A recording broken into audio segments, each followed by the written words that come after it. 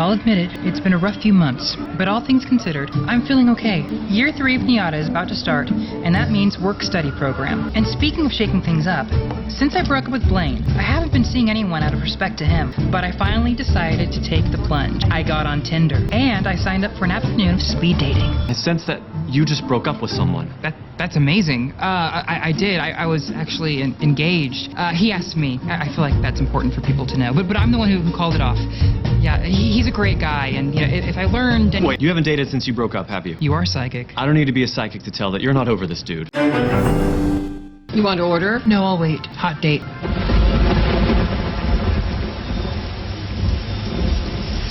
Hi. Why am I always the first one to arrive? This is order. I'm starving. Have you noticed how exhausting it's been ever since you moved back in? The other day, we got into a 3-hour fight because I used a towel to wipe off my mouth while there was still toothpaste on my face. Well, how is someone else supposed to use it when you leave it like that? Living together is supposed to be a trial run, and I gotta tell you, I think we are failing it. I feel like you're just silently judging me. What do you even want anymore? Do you even want this wedding? Do you even want to marry me? Maybe I don't.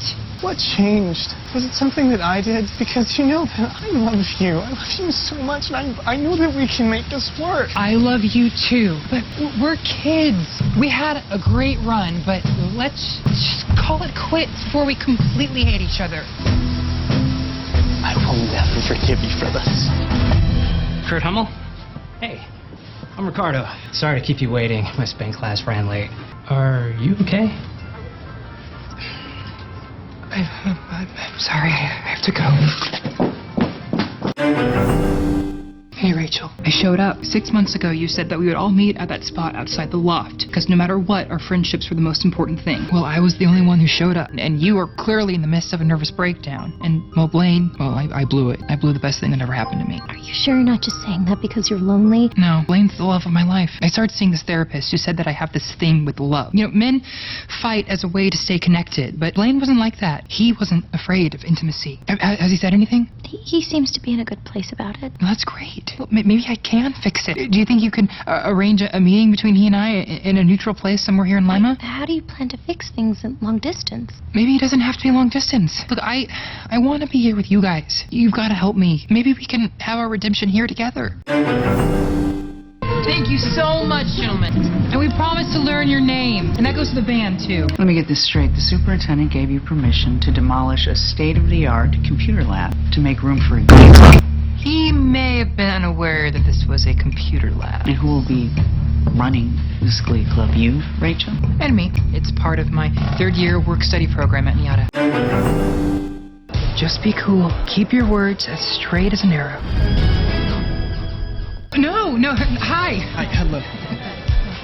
I appreciate you coming to see me. I would understand if you had told me to screw off. Well, I'm here to get you back. I don't mean to blurt it out like that, but for the sake of clarity, you should know that first I'm going to get your forgiveness, and then I'm going to get your heart back. I'm seeing someone. Don't cry. Be cool. Smile. Oh, God, I'm going to be sick. Do you know him? Please don't say Sebastian Smythe. Krofsky. It's a living nightmare. No, it's not weird at all. No, how'd you two meet up again? Well, it was actually just a few months ago, right here, as a matter of fact. Fun. I'm his big bear, and he's my little cub. Oh, I'm gonna be sick. I'm gonna throw up. And when did Blaine start liking bears? You know, we can all hang out and stuff. Sounds like fun. If you excuse me, I have to use the restroom.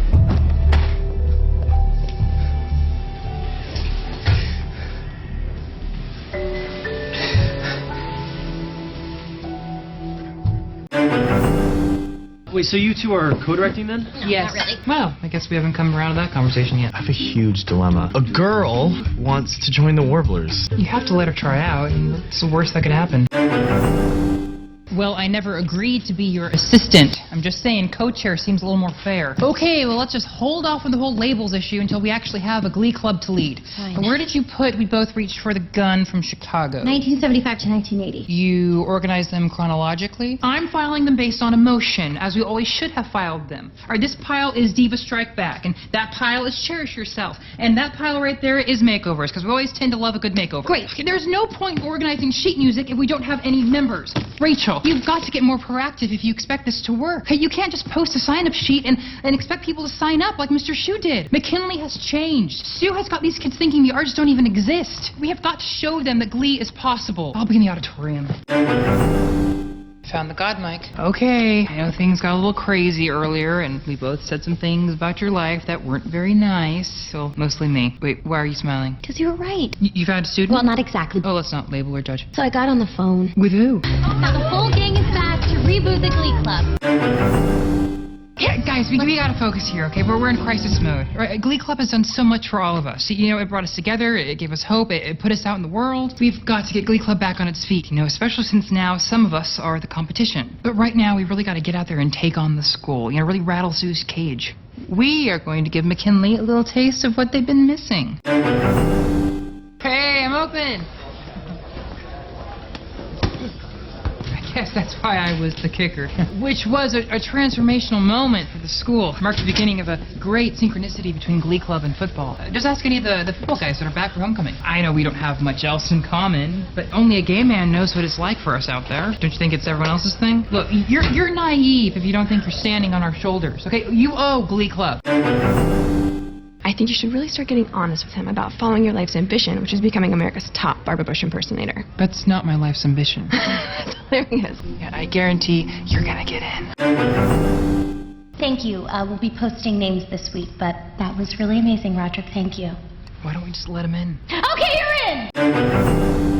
Oh, there she is. Come on! You want to be late for the first official Glee Club meeting. You okay? Well, we can't recreate what we had, but we have to be open to finding something new or different or better. Someone new joined yesterday. Wait, who?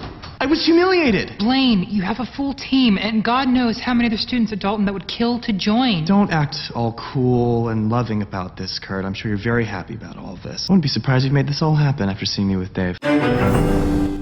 The new and improved Glee Club has officially begun. Well, holy moly, me oh my, you're the apple of my eye. Girl, I never loved one like you. Always when I'm with you, mountain, mountain waterfalls. Always when I'm with you. How do you call yourselves a sheet music store if you don't have the soundtrack to Smash? Hi, Blaine. And Dave. It's good to see you, Kurt.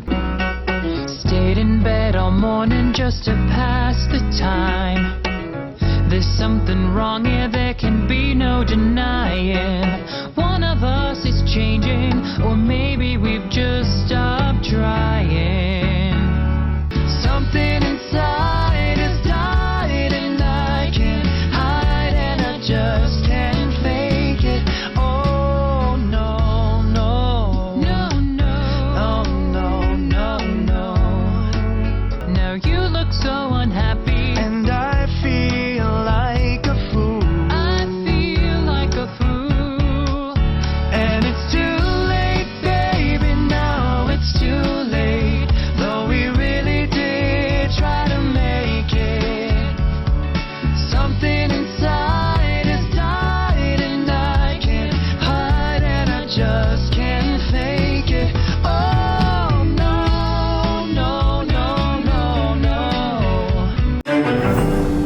I ran into Blaine and Karofsky last night, then I spent the rest of the night having a fantasy of us singing It's Too Late all over town. Why don't we use Carole King's seminal breakup album, Tapestry, as this week's lesson? Yeah, but I bet none of these kids have even heard of Tapestry, and that's just wrong. Mr. Shu is a little obsessed with rap and Journey, but at least we all left Glee Club with a better understanding and appreciation of all kinds of music. You know, it's our job to educate as well as win competitions, you know? Why don't we do both albums? We'll make it a mashup week. Think about it, a Jagged Little Pill and Tapestry, two great albums written by great singer-songwriters.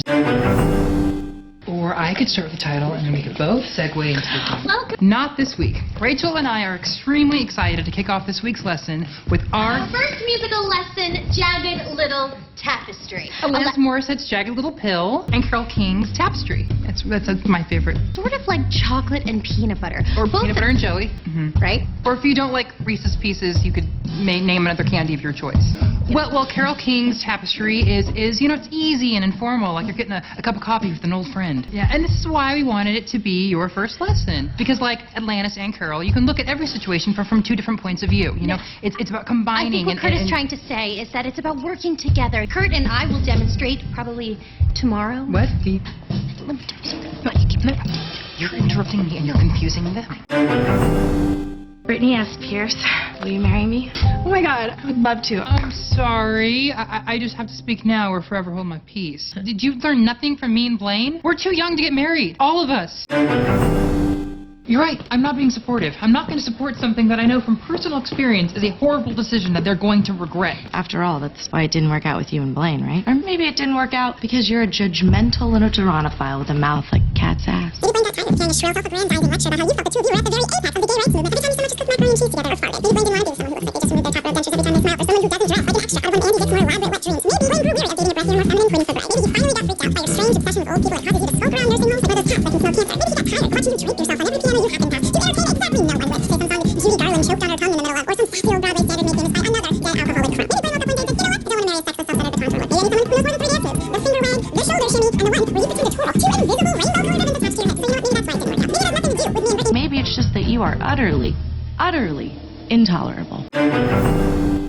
Why are you using Mounds bars? Aren't jelly beans more traditional? I am so sorry that I interrupted your proposal. I'm bitter. I have this firm belief that people shouldn't get married until they're 30. But I believe in you and Santana. You remind me of Blaine and me. I like to believe that we're just on a hiatus. I know, but I just feel like if I start seeing someone else or even just go on a date, that I'll be admitting that it's over. And I don't want to do that. I've missed you, Britt. You've already won me over, in spite of me. And don't be alarmed if I fall head over feet. And don't be surprised if I love you for all that you are. Yeah, will you still love me tomorrow? Yeah, tonight with words unspoken.